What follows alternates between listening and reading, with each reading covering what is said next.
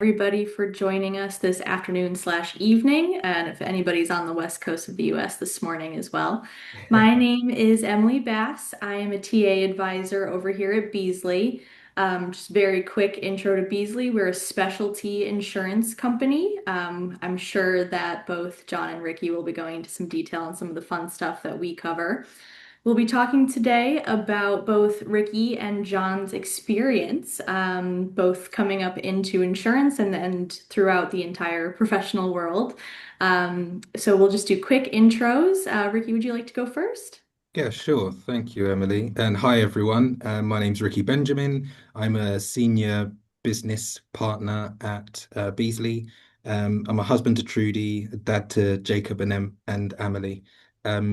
Shall I pause there and Yeah, join John, the go ahead. intro? Perfect. Hi, everyone. I'm John Perry here in Chicago, Illinois, in the States.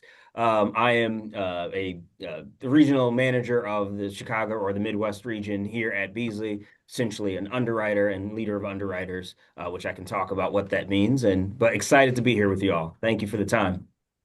Absolutely. So I'm not taking up a lot of time today. If you guys have any specific questions later on about hiring or talent acquisition within insurance and Beasley, I'm here for that. But we're going to go ahead and spotlight these two wonderful gentlemen, and we're going to kick off with Ricky. Thank you. So, yeah, hi, everyone. It's good to be with you. Let me talk a bit about what's the title? It's about real stories and bold career strategies. So if I'm totally honest, when I think about insurance, it was never part of my plan. So as I speak today, it's not about giving you the textbook view of the industry. It's exactly what the title says. It's unfiltered. It's real stories, real pivots, and some bold strategies that you can actually take away and use.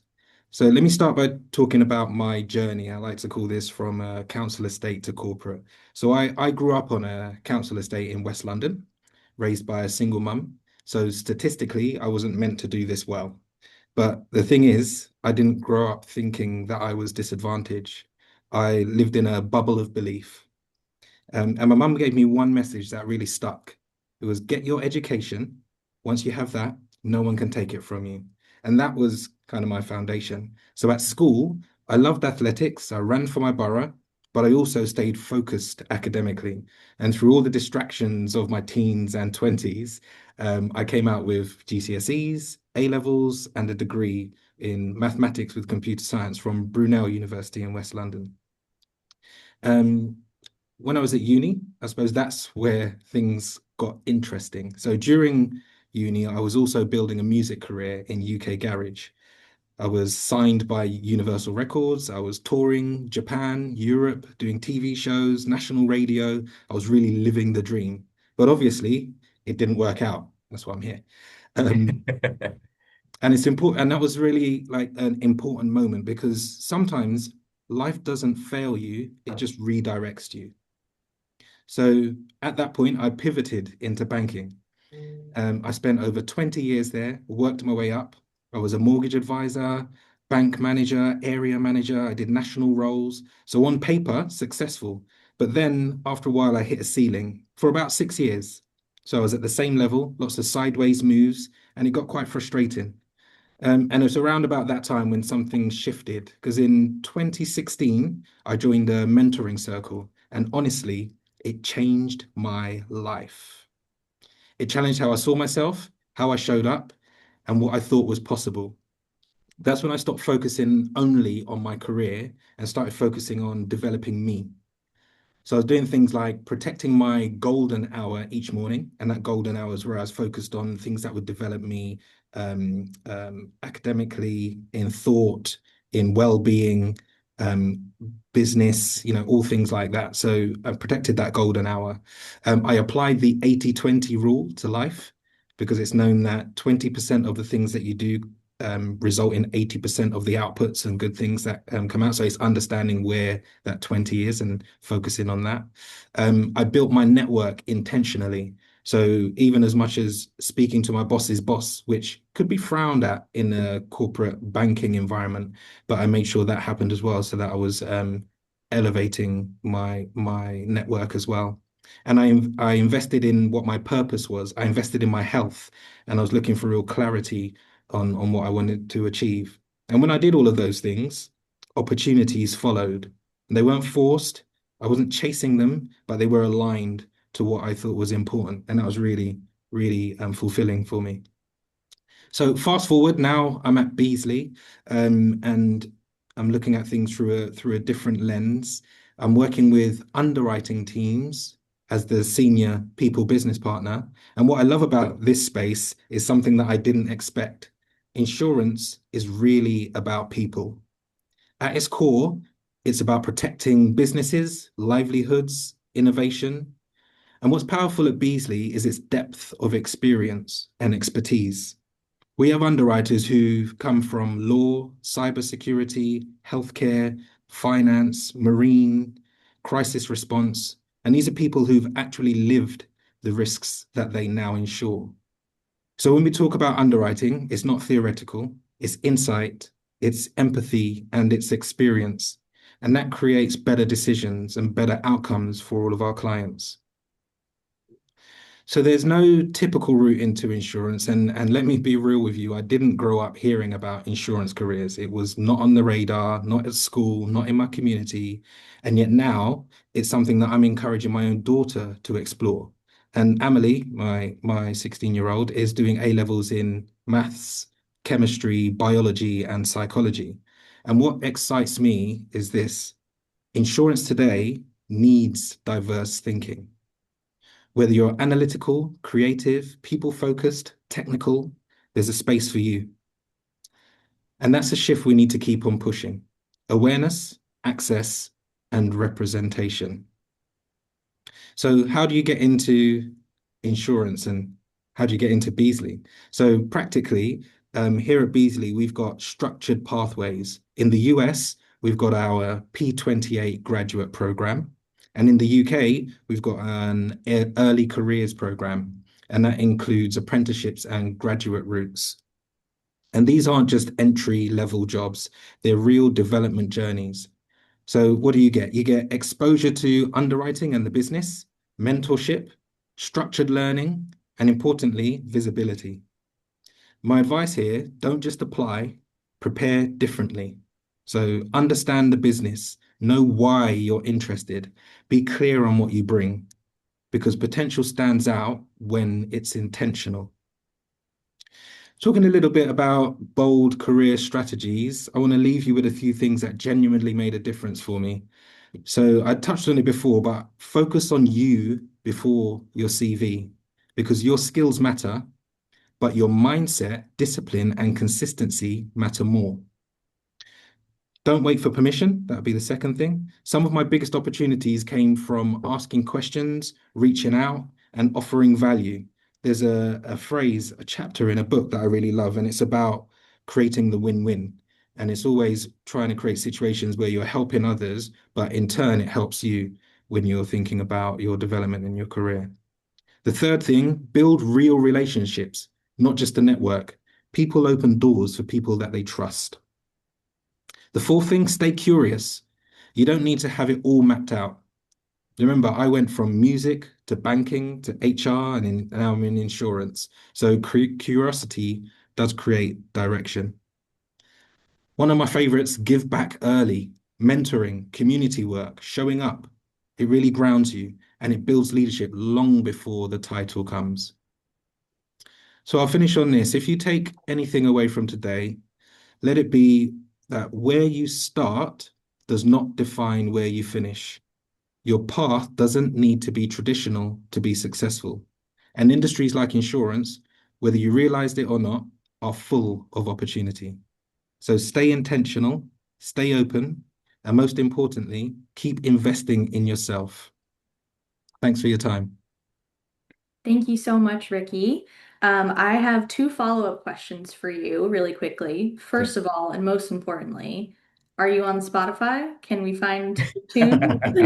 Do you know what? I get asked this question so often, and the first thing I do is say, don't look me up, look my brother up. He's the real musician.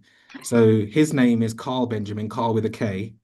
And you'll find all of his stuff on there. He's got thousands of listeners. He's a musician and a model, so he's gorgeous as well. And just for the record, he's 20 years younger than me because I'm an old man, but he's 20 years younger than me. Um, But yes, I am on Spotify. And if you search my stage name, it's MC space RB. So very creative. It's just my initials, MCRB. And you can find a few bits on there. But I'm getting Yeah. to my work brother, on that's that real right now, music. Ricky. Wonderful. And one of the things you touched on that I would just love to hear more of from your experience, this importance of mentorship. Mm. Can you highlight a little bit about what that's done for you through your career and also what it is you're doing now at this point? Yeah, so mentorship. I first discovered mentorship, I think I mentioned it was 2016, and it was a mentoring circle. And when I was getting into mentorship, I first needed to make the distinction between having a mentor and a coach and a sponsor, because they're all very different things, but knowing what each of them do for you is really important. So from a mentorship perspective, what I found useful was um, hearing stories about their journey, being invited into rooms where you can make connections, um, getting advice and inspiration, and someone who's interested in your path and giving you a bit of a steer on things that you can do and try.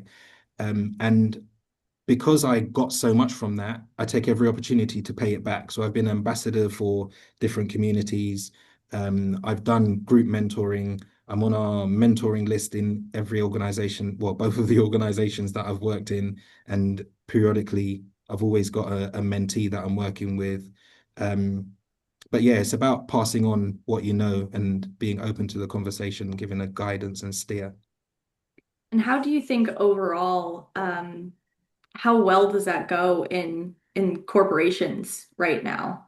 Um, like the actual like, are you able to see that follow on from this mentorship yet, or is that something that we still need to work on? I see in pockets where it works really well.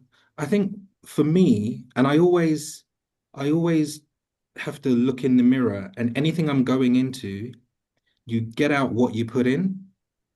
So you have to know what you're expecting. I see a lot of people who go into mentorship and they're expecting someone to then give them an opportunity or give them a job or get the best out of them. But that's you're talking about a sponsor there or a coach, not a mentor. So so yeah, I go back to that point. You get out what you put in, but you've got to be really clear on what it is you're going into. And also that bit about creating the win-win. I don't want to just go in and take. There's always things that you can give back as well, because not only do you have mentoring, but you have reverse mentoring, and reverse mentoring can be really useful as well. Um, yeah, I'm opening lots of cans there. There's so many things that we Yeah. could talk more about, but yeah, mindset. Well, we certainly will, I'm Mm. sure. Is there anything else you wanted to touch on before we head over to John? Let's head over to John because I can talk all day and I don't want to steal your time. Let's get some Perfect. brilliance from John. John, go ahead. Absolutely. Thank you again. And it's funny. I'm a listener like most of you on this call, and I know Ricky and have heard the story, but it's so fun to hear it live. And the other thing that's a big takeaway for me hearing you, Ricky, is I mean, we grew up in very different parts of the world. Live in Chicago. I grew up in a suburb of Chicago in the United States, a very different situation. But we're so similar in so many ways, and we're different, of course. But like, it is really refreshing to hear stories and remind that we all are different. We all bring different things to the table, but we do have a lot of similarities, and we should lean on those and lean on our community where it makes sense. But that was just my take. One of the things I was thinking as you were talking, Ricky. But one of the things that I want to, and I like to start with what my takeaway to be, and it's honestly the same after I talk, and I have a tendency to go on tangents. I do have notes here, but I usually ignore them.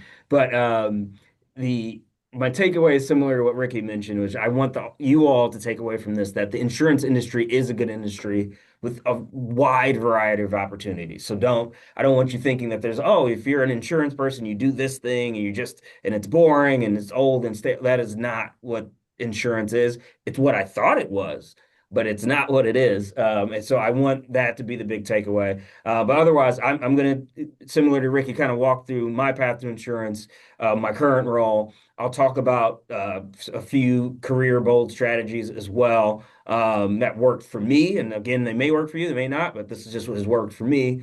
But I also have in the chamber, as we say here in the States, because we're obsessed with guns. But in the chamber, we have other talking points queued up that you're interested in, whether it's about, career or corporate obstacles that I've faced or we faced, unwritten rules of progression, what leaders really notice. I also have in here a side note on what my number one career regret is. Whatever you want to talk about, please feel free to use the question time for that. I have that set up to the side as well for things to talk about. But as I mentioned, my path to insurance, it really started. I, again, grew up in an exurb, technically, a far suburb of Chicago.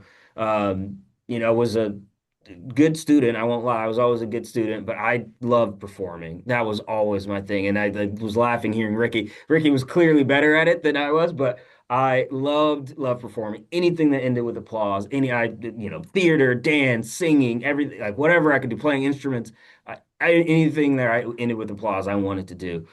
But there's a side of me, and I call it my dad's side of me, that is grounded in practicality, and I just didn't know if I could make a career out of the level of skill I had, at least.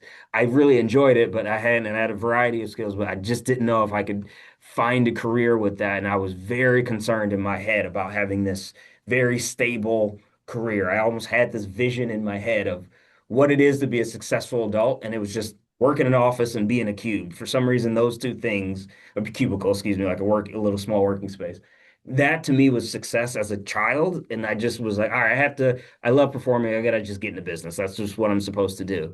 So I went into university, or we just say college, but into university, um, planning to study insurance, which is a very unusual thing, I will admit. But I did it because I knew I wanted to study business, and someone in my community said, "Oh, you should find a specialty within business." And a gentleman who lived down the street from me had what I thought was a nice car at the time. And I was like, I'll just do whatever that guy does. It makes sense. And he was an independent insurance agent. So I decided to study insurance in university purely off of that, not on some like great foresight by any means. But in learning about careers in insurance, studying it in university, I realized I wanted to be an underwriter because it was a good mix of sales. Clearly, I like talking, but it was good, a mix of sales, but also analytical thinking. I was always a studious person. I liked digging in and finding information, but I didn't want to do that exclusively. I also didn't want to do sales exclusively. I wanted some blend, and underwriting really kind of scratched both of the itches that I had. So as soon as I was done with university, actually by halfway through my last year at uni, I had an offer to start a career in insurance. So I finished university and immediately, June 15th, 2009, started at one of our competitors in a training program. Great experience. I learned a lot about insurance. The career, again, even though I'd studied insurance, I didn't realize how diverse of skills and diverse of roles and jobs within the industry there were. I studied a specific type of insurance called directors and officers liability insurance. I won't get into all that for you today. But anyways, it offered me a great opportunity. I did that for 5 years at a company. I did another 6 years at one of our competitors. Similar role, very different companies. So different. One was a massive company, one was small. So different experiences that I learned a lot from, but it was still the same core role. And I've now been at Beazley for 6 years. Uh, Honestly, just looking for a change, wanted to do something different, and it has been a great experience since I've been here. While I've been here, I've taken on a few leadership roles, which has been great, and now I currently run our Midwest underwriting team, and I'm the head of office of Chicago, which you can't see because I have it blurred, but it's a beautiful office, and I love it here in the States. I could talk about other things, but I will jump straight to just career strategies, things that have worked for me, and that I think about a lot, and I really try to put some thought into what has actually actionably worked for me in my career. And one of them, and this is something my team is so sick of me saying, but I say it all the time because it really resonates with me, is starting with yes and working my way back to no if I need to. So if an opportunity comes up, not to say yes immediately, but to think, oh yeah, I'll do that. And if I need to talk myself out of it, I will. But starting with yes, whether it's an opportunity at work or whether I should write a deal or not or anything, I try to start with yes and work my way back to no. Of course, there are times I have to say no, but that really frames decision making well for me and has given me opportunities that probably if I just went with my gut, I would have said no. But starting with yes and having to convince myself to no really has helped me in my career.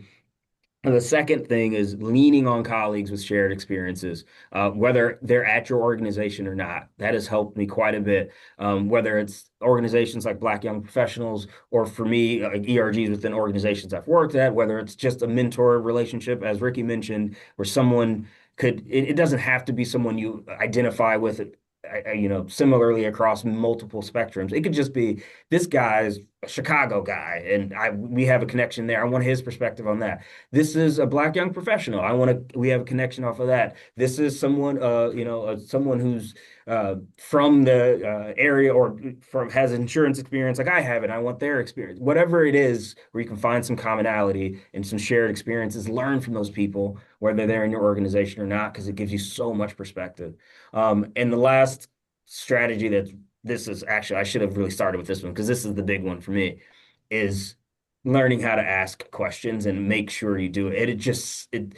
Questions in, especially in business like insurance, it's a relationship business to Ricky's point. It is all about people. Questions are the currency of relationships. And it really drives one, if you're interviewing, it drives, well, this person's curious about the role that they're applying for. If it's a relationship, it's this person is curious about who I am as a person when you're asking questions. This works personally and professionally. You don't have to be an extrovert. You probably can tell I am, but you don't have to be that way to use questions to build relationships, to demonstrate curiosity. And you don't need to have them all queued up in your head and always know what you're going to ask. And I still, even though I'm one of the most extroverted people I know, I still have a list of questions I keep on my phone that sometimes when I know I'm going into a work situation and I need something fresh, I'll just look through questions just to get my brain going because I want to be in a situation where I can truly be curious, not fake curious, not like putting on airs curious, but genuinely curious about the person sitting across from me and what's their story and what's going on. That has given me so many opportunities to build relationships and have career success. And that again, I probably should have started with that one. That is the key one for me. So, anyways, I could go on and on and on about things within insurance, things in my professional and personal life. I will again leave you with I don't want you to think that insurance is anything but an opportunity in an industry with a variety of opportunities that fit people with vastly different personality styles and skill sets. It really is a great industry that I've been a part of for almost 2 decades now, and I've really enjoyed my experience. And I hope that if anyone out in the audience is even remotely interested in the industry, that you take away that there is a place for you in this industry if you are interested in one it. But thank you for the time. And again, I'm all about the tangents, and I know I've been talking a lot, but happy to answer questions and appreciate again the captive audience. Yeah, thank you so much, John. Well, I've got a Absolutely. couple follow-ups here as well. So the importance of questions, I think, as somebody who is actually very introverted and has to figure out how to make that work in a role where my whole job is people, Hmm. I found that is absolutely true. And it really, like, you guys spoke of like what connects you across experiences, even across countries.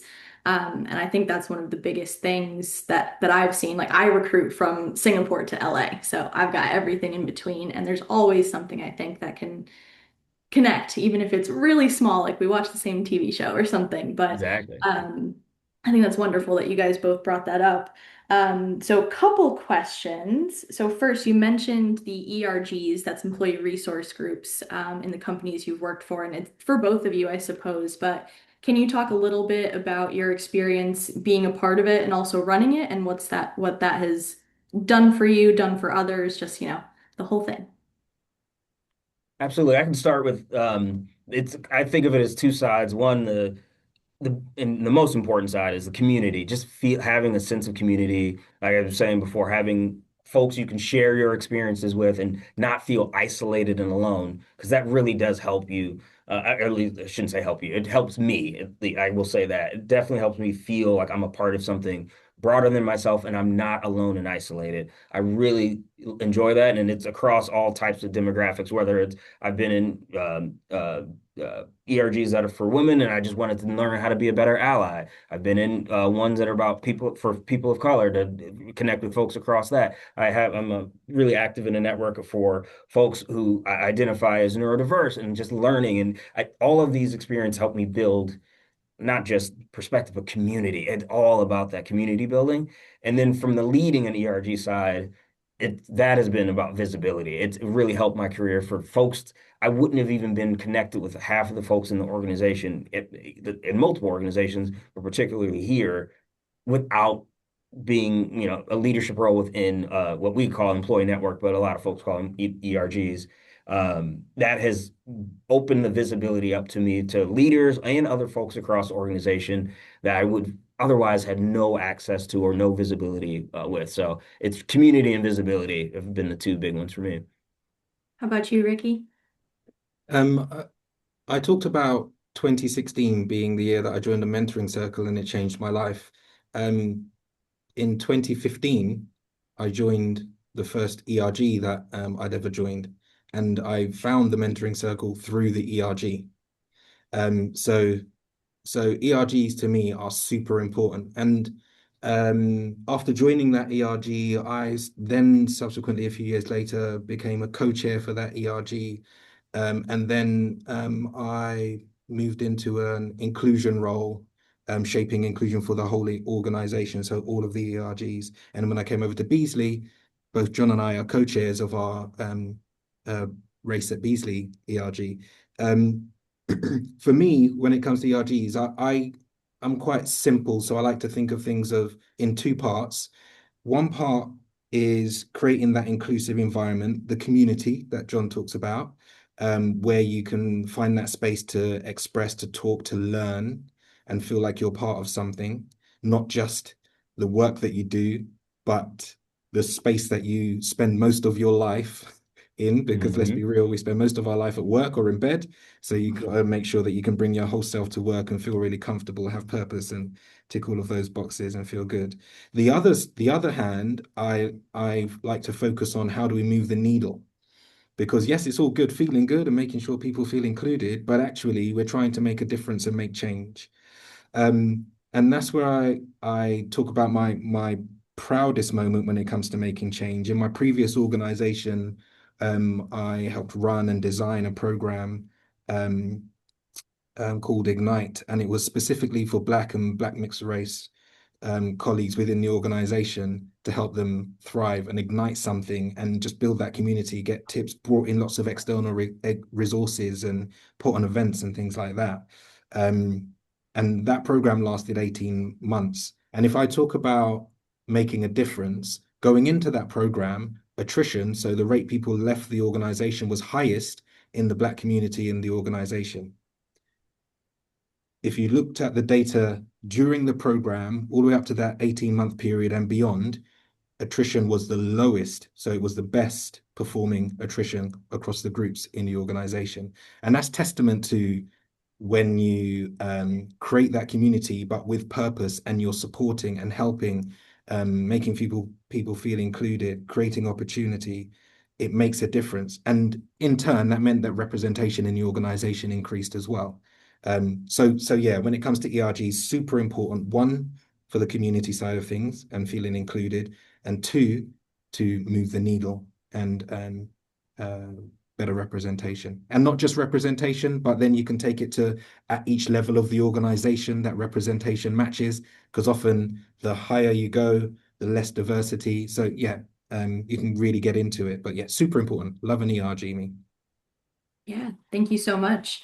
And follow up to that as well. So especially John, you mentioned you joined a couple ERGs, which is, really getting into the intersectional allyship. So seeing from different angles this like inclusion and how it looks for each group that you're in and where it intersects, how has that changed your view on inclusion in corporations? It's a good question. I think The biggest thing is like I know people overuse this phrase, but you don't know what you don't know. And there was so many things that I just did not know. I needed to be in a room where people were sharing a story or an experience, and to open my mind to an idea that I've done that. Even if it's something like, oh, yeah, someone feels uncomfortable when this situation has happened or this is said. I'm like, I've said that. Oh, I'm glad I know. Like I can at least be aware of some of the things I just would have no other experience or exposure to. So I think the biggest thing for me is just learn. I need to learn from the people, and that's my learning style. Is all I learn from others best. Not as good at learning isolated. I need to learn from others. So offering that perspective by being around other people and hearing their stories has really helped me develop just personally, but also professionally. Absolutely. Ricky, same question. Yeah, I find intersectionality really, really interesting. One of my purposes, because I think as you start working in an ERG, you naturally will combine, collaborate with the other ERGs. And with that curiosity and asking questions, you're like, oh my gosh, I didn't know that. You learn so much.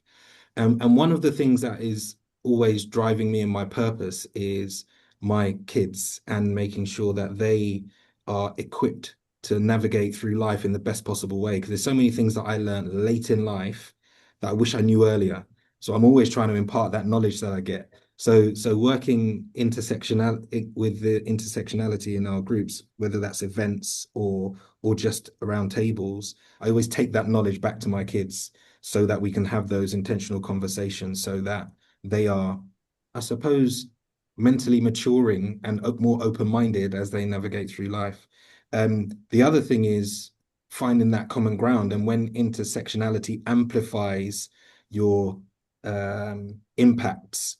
So if you're, for example, a woman and LGBTQ plus, or if you're Black and LGBTQ plus, or disabled and LGBT, so those combinations can amplify, and it's really interesting to find those common grounds, and it gives you more appreciation, empathy, and it just makes you a all-round better human, I think.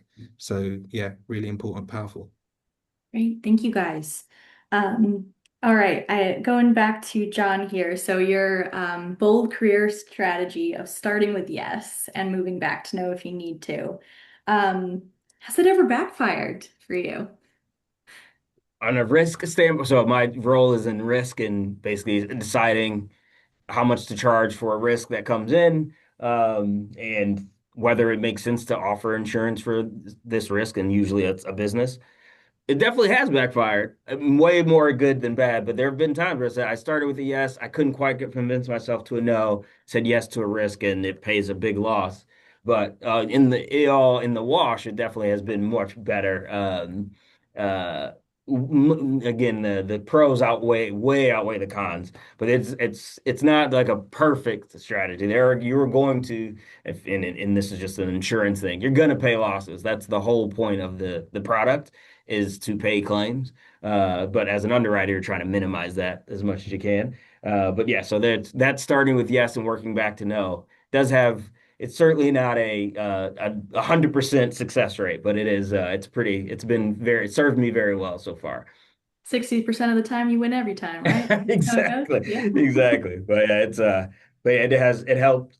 It also, it's a good for me. It's such a helpful framing because I think some folks think I just can't say yes to everything, and that strategy isn't to say yes to everything. It's to start in a mindset of yes, and then because that I think keeps you in a. You could still be logical and analytical, which I have to be in the role with, but also frame yourself to for success. But again, not always perfect. Not always perfect. For I like sure. that. It almost comes with the optimism as well. It's a state of mind. Exactly. Exactly Yeah, right. love Exactly right. it. Which is there's an optimistic underwriter is sometimes not easy to find, but we do exist. We exist. We're out there. Question for both of you, through your careers, and I know, like Ricky, you've mentioned like joining that mentorship circle, but what has kind of been the pivot point of your, I'll say, professional career that really made you prioritize the things that you do now? And we can start with Ricky on this one. Ooh. So I'm an introvert. So I found it I loved there was a period of a couple of years where I read a ton of books, and I'm not a massive reader. But one of the books that really stood out to me was called How Will You Measure Your Life? And it put things into a different perspective for me. And I talk a lot about purpose. Um, and I think that was a really pivotal moment because I think I was chasing the wrong thing. I was chasing like promotion and getting a career and status and looking successful and money, but it never felt fulfilling. And I always felt like I wasn't quite getting there. Um, but when I pivoted and focused on what's important, what can I learn from this book? It talks about, you'll get the most knowledge from people towards the end of their lives, for example. And this book was full of um, um, notes and proverbs and advice from people that have lived, good lives and had lots of different experiences.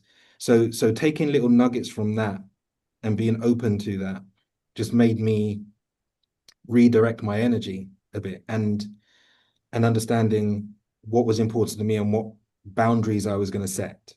Um, and when I first started thinking about it, I thought, oh, that's going to limit me. But actually, it gained respect and it elevated me. Um, I think that was a real pivot for me, starting with that mindset and what I believed in. And then my next pivot was the practical terms of, I know loads of people have heard about this book, the 7 habits of successful people. Oh, yes, yeah. So that turned that then into practical. And I mentioned earlier about the win-win. That's the one that always stands out for me. But turning that into practical, breaking down each chapter, how do I make that real in my role and in my life? Those two books are the ones that really stand out for me, that I didn't just read them, I then lived them. And I lived them by talking about them a lot and just assessing how do I measure up with what I'm planning to do in my head's at today.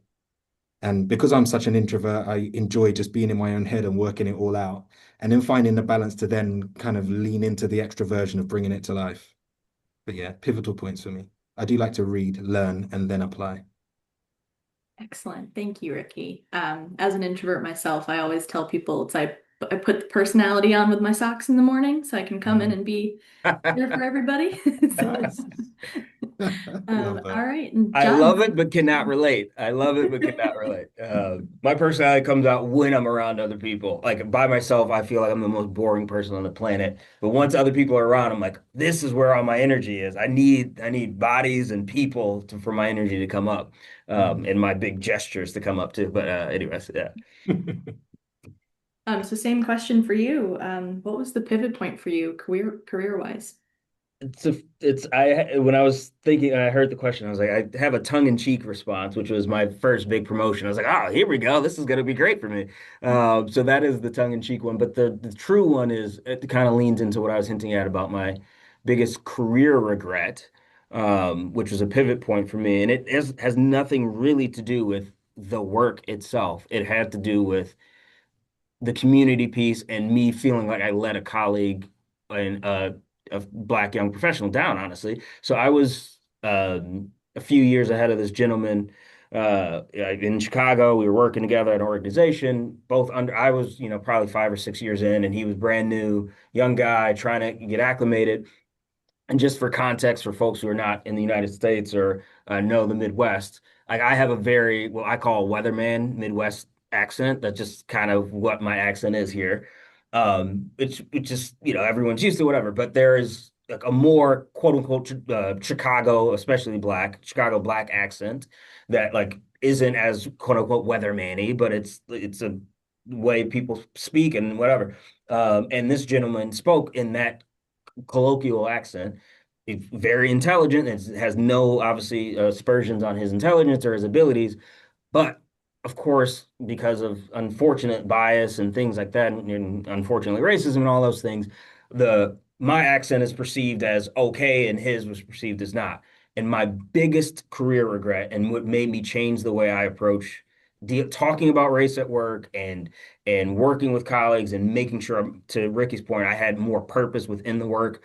Obviously, my kids are a huge part of it now, but at this point, my purpose at work really shifted between, yes, I want to be successful and get the promotion. I joked about it before, but I can't live with myself if I don't speak up for people who are getting marginalized.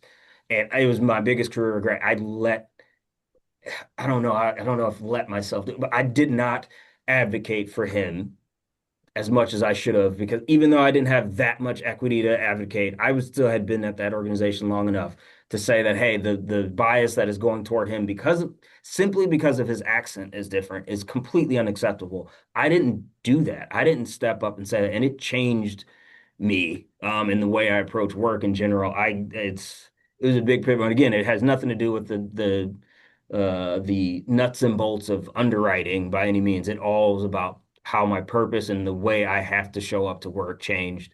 And that gentleman, thankfully, is very, very successful. He's in investment banking and he's doing a great job. So that honestly alleviates some of my guilt because he's still successful, but I still carry a lot of that guilt with me. I should have advocated for another black professional who was just being held back because of the way he talked. Like it's insane that I didn't speak up. So it really did shape. I'm blabbering on now, but that changed. It changed me. It changed me for sure. Oh, thank you for sharing and being vulnerable. That's I'm sure it's something a lot of people here have experienced from both sides, so it's very appreciated. And I guess in that same vein, again, question for both of you. I've heard this saying a lot, specifically about like mentorship and pulling people up behind you is like pull out the chair at the table. But who is in charge of that table? And like, what do you guys think? Just, personally, I know you don't speak for everybody. Um, how do we keep working on that as I'll say as an insurance industry is to keep it a little smaller? And it's loaded, so take Good advantage. question. Mm. My first instinct, I don't know how you feel about it, Ricky. My first instinct is to say, the not to sound like a pop star, but the first person I can change is me. And I feel like if I'm in whatever situation I'm in, I'm of course not in the smallest, most important rooms, but I am in rooms that some of my colleagues aren't. So I need to be, if I'm in a room where there's a table, whatever table I'm at, I need to be pulling chairs out. Um, so that's where my first instinct goes is like, all right, okay, what can I control? I can control where I am and making sure I'm doing it. And then when I'm in a room, or to Ricky's point about like reverse mentoring, I've had opportunities to do that. When I'm in a room where I'm getting an opportunity to speak, truth to power is probably a little dramatic, but speak to someone who is in those very small, quiet rooms and say, hey, what is something you're hearing or bringing up? Making sure I advocate that they do that as well. So, hey, whatever that looks like, but if I can't necessarily control things outside of my control, obviously, but I can advocate when I get opportunities and when I am the person who's at the head of the table, if you will, make sure I'm pulling out chairs as well. That's my starting point. At least that's what first comes to mind for me. Yeah, I like that, John. When you said, I've never heard it described as that, pulling out chairs. Um, when I think about it, that's the sponsorship piece. Um, Yeah. and this gives me the opportunity to talk about the mentorship versus sponsorship versus coach. Everyone knows what a coach is, but people often mix up the mentor and coach and sponsor. And with a sponsor, they are the ones that pull out the chair. They are the ones that invite you to the room. And I think that's really important. Even things like what we're doing now starts to open the door to people getting themselves in the best position for someone to pull out the chair for you or open the door.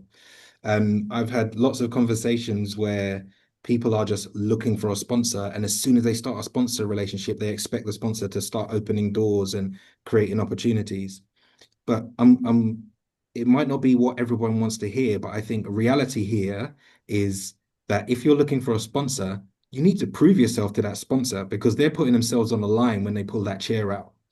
So I always want to pull the chair out, but it's really important that whoever I'm going to sponsor knows that we have an agreement and an expectation, and I can do some mentorship, some support, so that when they are ready for that chair to be pulled out, I'm going to be the first one to do it.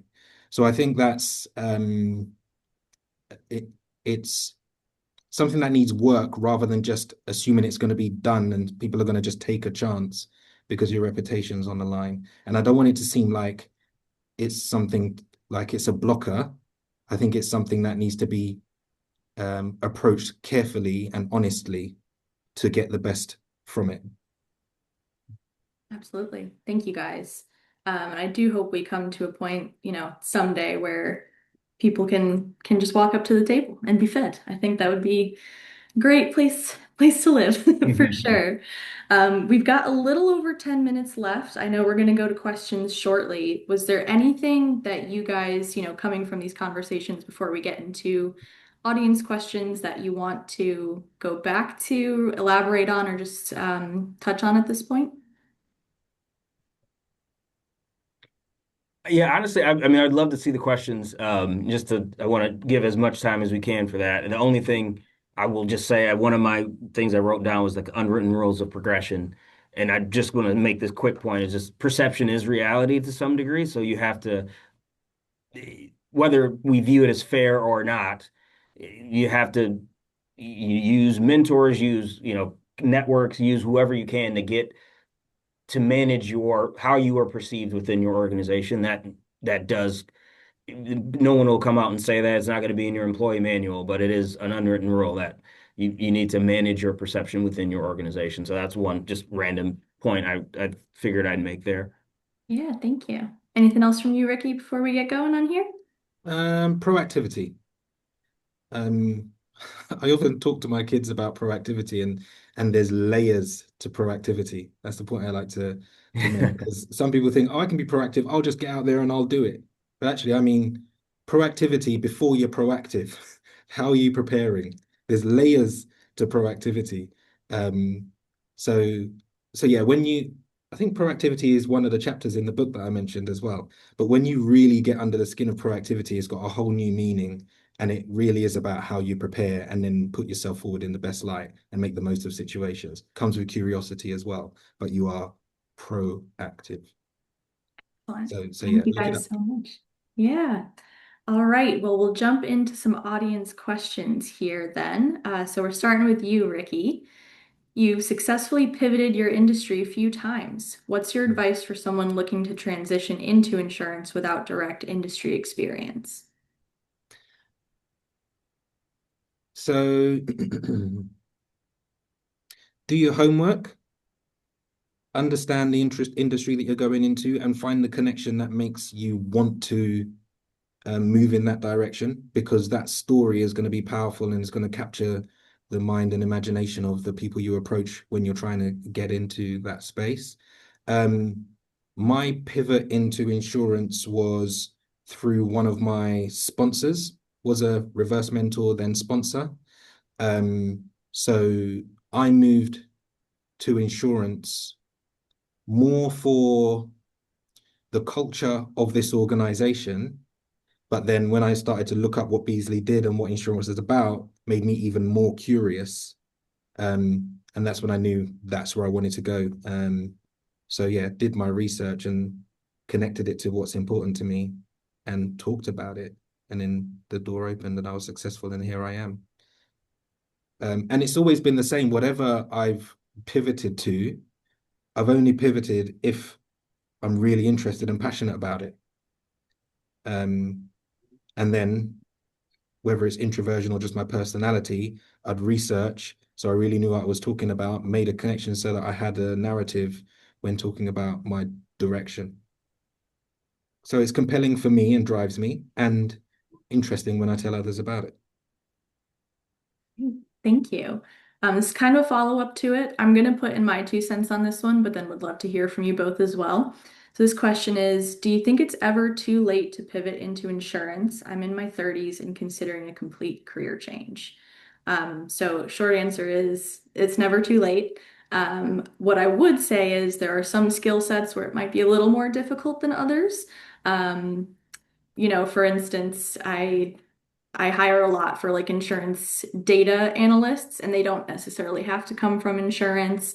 Whereas sometimes for things like insurance tax purposes, it is really good to know insurance tax inside and out to get a job doing that. But I would say never ever too late. I was 30 when I started at Beazley in insurance myself, so I know it can definitely be done, and I hire a lot of people coming from different industries at this point. So I would say always give it a shot. How about you Yeah, guys? What are your thoughts?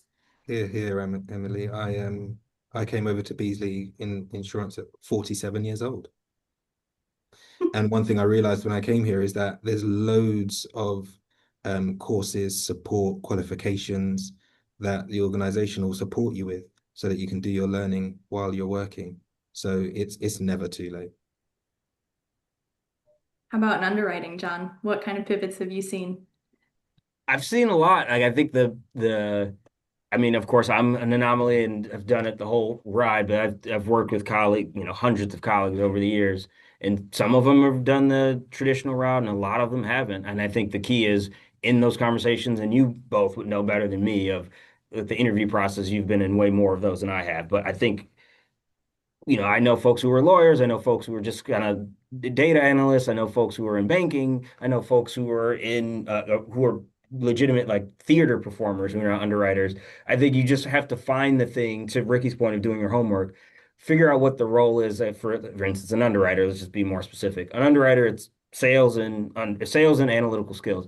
So if you find how whatever your experience has could speak to those two things, speak to that in the interview, and it kind of matches your what the skills are required for the role is to what you've practically done. So if I always say for this, one of my, he's actually not a colleague, but someone who works at a different company who came from a theater background, they leaned on I was a performer. I know I'm a good public speaker. I'm not afraid of an audience. I can ask, a question. I'm always curious and I know how to ask questions to, folks in a room, and I can read a room really well because I've always had to be I was an improv performer, so I could think on the fly, and all that really leaned into the salesy part of an insurance role, that someone said, "Oh, we kind of need that. We need this." Yeah, they don't have it. They don't know the underwriting. They don't know the nuts and bolts of insurance, but they know how to perform. They know how to speak in front of a client. Blah blah blah blah. So it could be a good fit. So they really leaned to the skill they had that matched the role they wanted. Mm. Yeah, I've for spoken to sure. a couple of underwriters that stand out, and I think I mentioned it in the bit I was speaking about. There's someone in uh, one of the medical underwriting teams, and they were a doctor. Yep, Mm-hmm. And You have they've engineers and brought marine that and information over, and now they underwrite medical, and it's like they've pivoted because they were a GP. And in our marine team, loads of people, they're Navy, on ships doing cargo, and then they've become an underwriter. It's yeah. absolutely. And there is, I think he's on your team, John. I'll have to double check, but there's an underwriter who came from forestry before he joined the P28 program. So a completely different field. Uh, 100%. He's not on our team, but he's in our office. He's probably actually right behind me right now. okay. So it's exactly right. And um, yeah, it could come from anywhere. And he's a great underwriter. He's a great and he's found the corollary and is rocking and rolling. And he spoke on this last year. So if anybody wants to see his story, I believe it's on the BYP website. So Oh, it's a there you pretty go. cool transition. So cool. Okay, this one is for John. AI is changing the way we work. What skills do you think will become even more important over the next few years?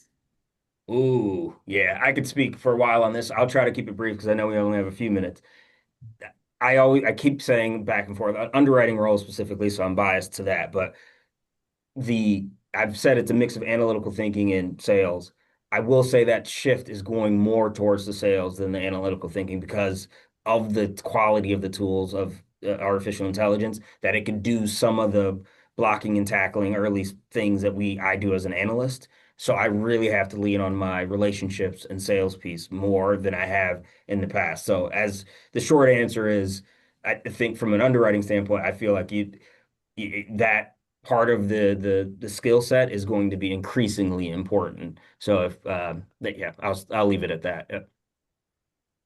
Ricky, did you have any thoughts on it? Yeah, it's a really big question with AI. Some people kind of catastrophize and think, oh no, not going to need this. And it's how you utilize it. It just becomes a tool that you Hmm. use so that you can do more of, not replace you. You can do more of. It's a great way to view it. Thank you, guys. All right, a question for both. I recently started my career in insurance within the London market, specifically underwriting ops, been in it around 6 months. How do you navigate managers and peers that don't necessarily help your growth? For example, getting involved in projects, etc. Would you reach out to other senior colleagues across the business? I'll Yeah, defer to you on this one, Ricky, because you know the London market better than me, but I definitely have my opinion. yeah, it's a good question. So that I'm on the right track, we're talking about someone who's got ambition, but their manager might be a hurdle or That's making what it it seems like. challenging. Maybe wants to keep them in that role type of thing. Yeah, yeah. I've always lent on my one-to-ones and appraisals and my development plan. I make it very clear what my ambitions are. I want to agree with my line manager what the next few months look like and things I'm trying to achieve. And I think I've never had resistance when I've had that logic applied to um, my progression. Um,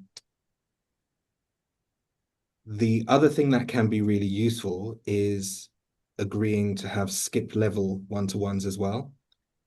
So periodically, whether it's once a quarter, once every 6 months, you get to sit down with your boss's boss.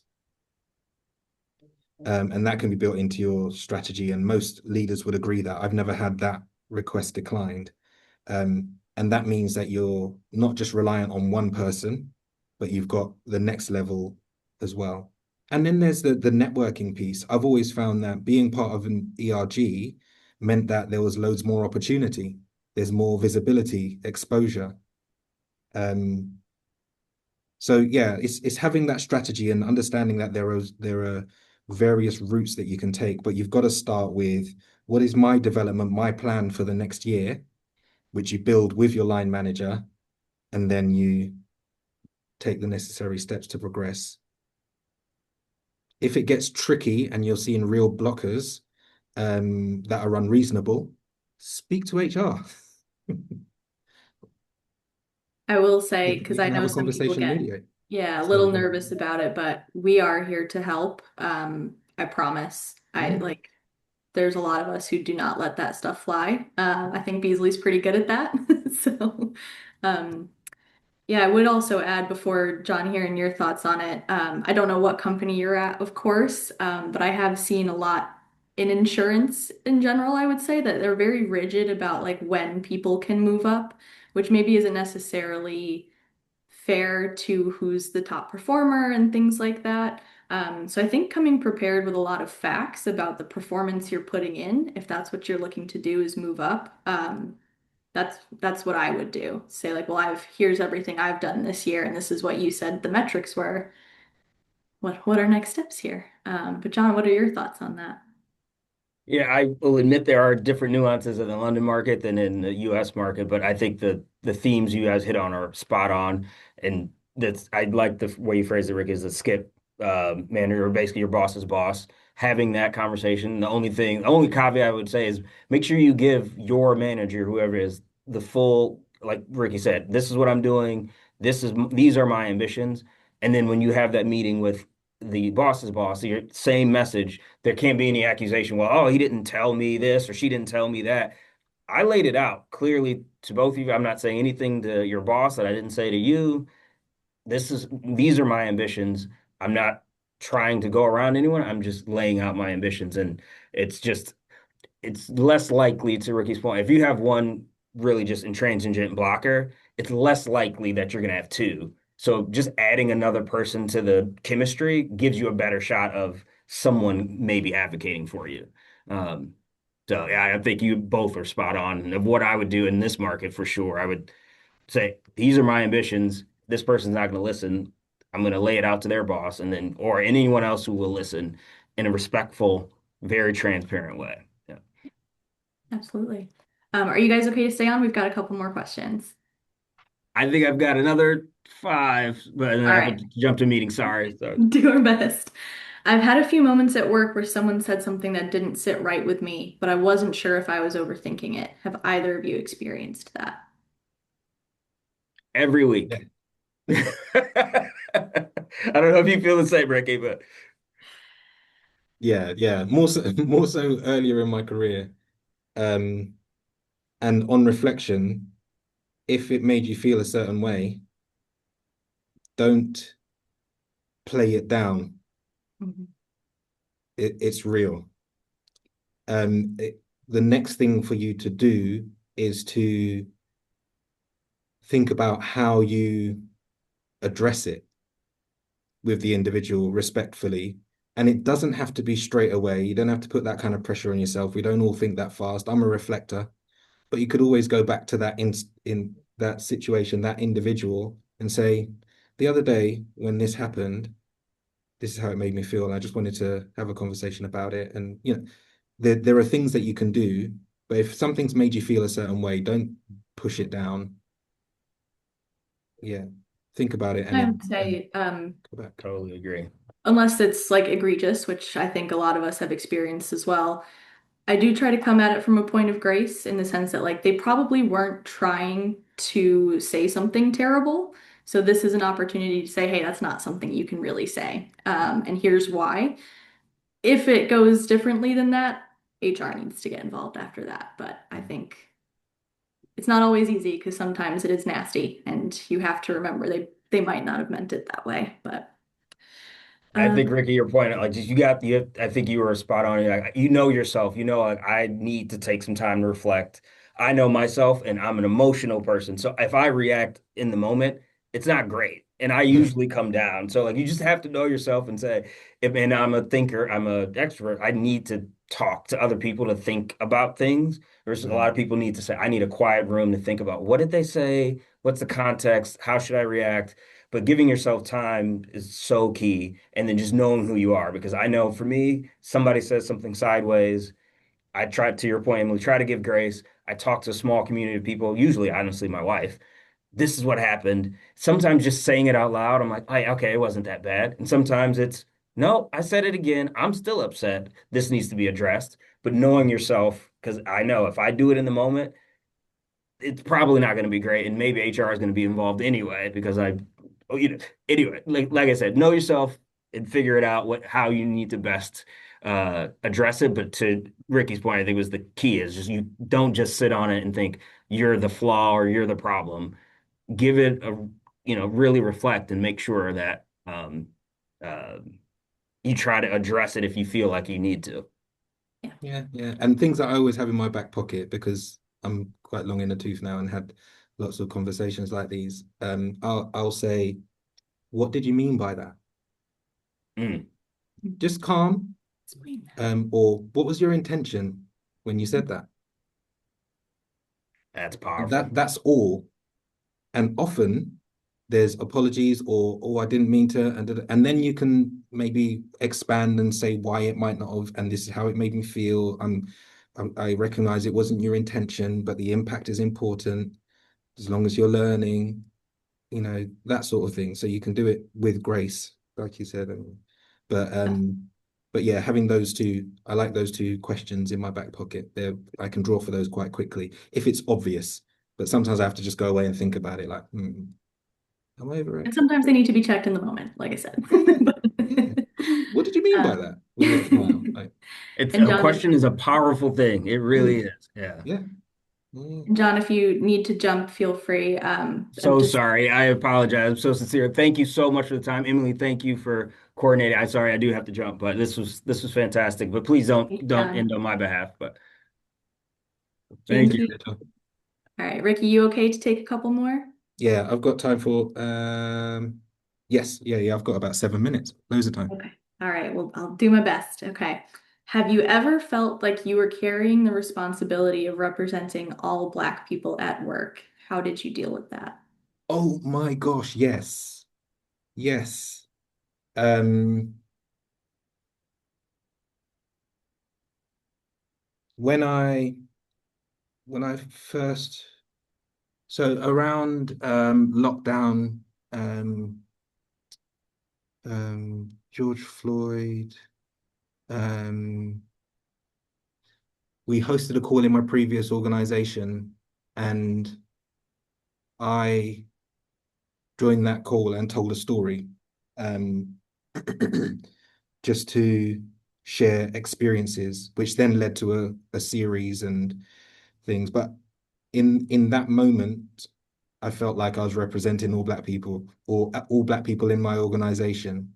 Um, and then any events that I had done over the space of about a decade, I always felt like massive weight on my shoulders that I'm the one that everyone's looking at, and they think that I am all of the Black people in the world. And then something happened. I was like, stop that.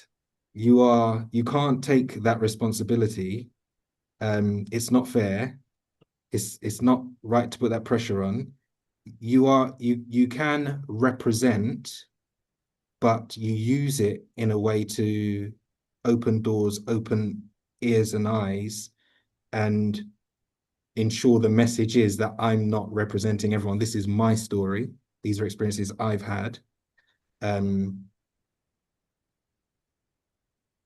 I think that is a really important framing to put around that representation. So yeah, it's easy to feel like you're representing, or especially if you're the only one in the room, because that's the point of reference. And naturally, we'll put ourselves in that space of, or everybody thinks that this is the representation of a Black man in this space, for example. Um, but yeah, you just got to keep telling yourself that that's a ridiculous assumption, and use this time and space that you have to remind people that this is just my story. Excellent. Thank you so much, Ricky. Okay, so there's two more, but I think they actually go together pretty well as one question. So I'm just going to read you both because one is more specific to the person and one's more general. Okay. So for those of us who sit at multiple intersections of identity, how do we advocate for ourselves without feeling like we're carrying all of that on our own? And the second question, as a Black woman, I sometimes feel like I'm navigating race, gender, and age all at the same time. How do you stop that from affecting your confidence and career progression? And before you answer, Ricky, if you don't mind if I just jump in super quickly, I am somebody who is neurodiverse and part of the LGBTQ plus community. And it's, obviously different kinds of things come to me in that sense, like what kind of things I experience. So I'm only going off of what I know, of course, here.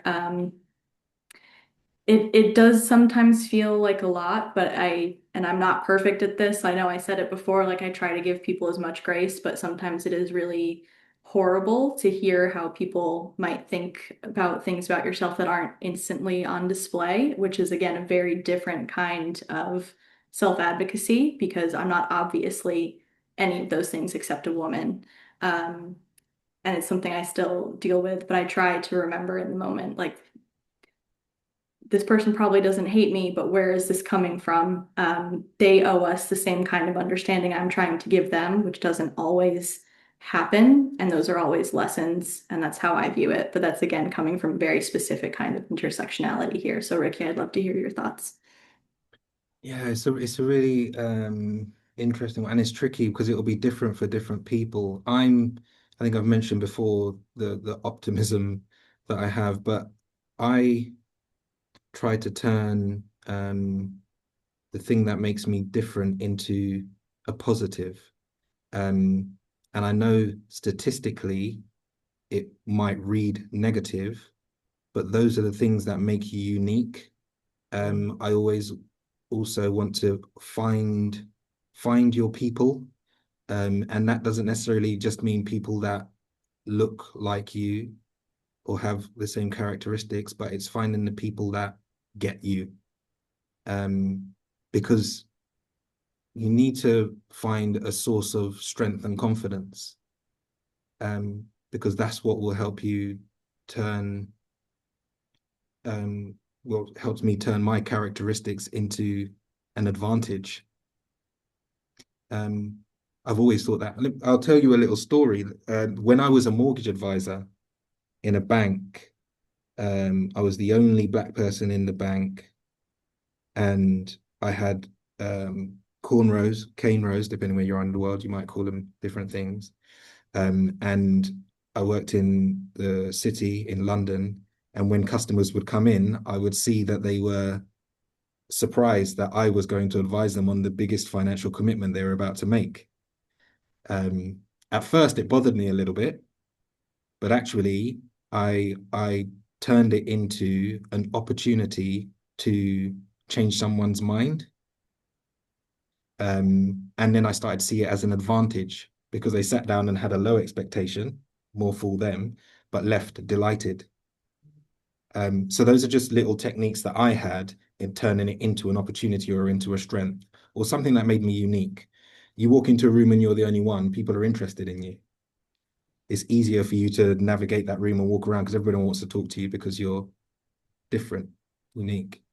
Yeah, just more techniques. I think you start with yourself and find your people wherever you can draw strength from and then move forward with that. Thank you so much, Ricky. My That pleasure. was our last question. Any parting thoughts before we sign off here? Oh, I've loved this. This is fuel. These are the kind of things that I'll go home and talk to my family about and feel proud um, that if it makes the smallest difference to any person that's listening, then infinitely grateful for this opportunity. And it's all about paying it forward, right? Thank you so much, Ricky. Your answers have been so thoughtful and vulnerable, and it's so appreciated. My And pleasure. thank you, everybody who joined in today. BYP. Thank you so much, everyone. Oh my God. I'd like to say a huge thank you to everyone for spending your evening with us. To our speakers, I know John has dropped off the call. Ricky, thank you so much for your honesty, your generosity, and your willingness to share not just your successes, but the lessons you've learned along the way. I'm sure everyone who joined us today has taken away something valuable. I definitely have. And we'd like to say to our partners, Beazley, thank you for making, sorry, to our partner, Beazley. Well, Emily is representing on the call. Thank you for making this conversation possible and for your continued commitment to creating opportunities for Black professionals. And finally, thank you to all of you for showing up, engaging in the chat, and asking such thoughtful questions. It's what makes the BYP community so special. If today's conversation has inspired you to explore opportunities with Beasley, we've already shared the links in the chat where you can browse current vacancies and submit your CV to be added to their talent pool. We'd also love to hear your feedback. So if you receive a short post-event survey, we'd really appreciate you taking a couple of minutes to complete it. On behalf of everyone at BYP, thank you once again for joining us. We hope to see you at another BYP event very soon. Take care. Have a wonderful evening, afternoon, and bye everyone. Thanks, Thanks, Mummy. everybody. Bye, everybody. Bye everybody.